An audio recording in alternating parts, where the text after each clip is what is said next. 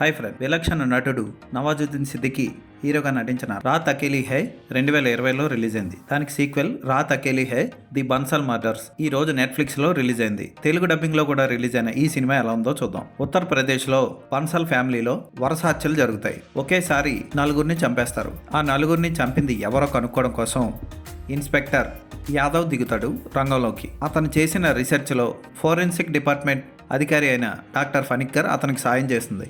వాళ్ళిద్దరూ కలిసి ఆ కేసును ఎలా సాల్వ్ చేశారన్నది మిగిలిన కథ మొత్తం ఆ ఇంట్లో ఉంటున్న మీరా అనే అమ్మాయి చుట్టూ తిరుగుతుంది. అయితే దర్శకుడు హనీ ట్రెహాన్ చాలా బాగా తీశాడు సినిమాని. తన చుట్టూ పొలిటికల్గా డిపార్ట్మెంట్ పరంగా చాలా ఒత్తిళ్ళున్న ఇంట్లో అమ్మ పెళ్లి చేసుకోమని పోరు పెడుతున్నా సరే తన లవర్ని ఇంట్లో తిప్పుకుంటూ కేసు మీద శ్రద్ధతో అద్భుతంగా సాల్వ్ చేస్తాడు యాదవ్ ఈ కేసుని. సినిమా ఫస్ట్ నుంచి లాస్ట్ వరకు ఇంట్రెస్టింగ్ గా తీశాడు, ఎక్కడా బోర్ కొట్టదు.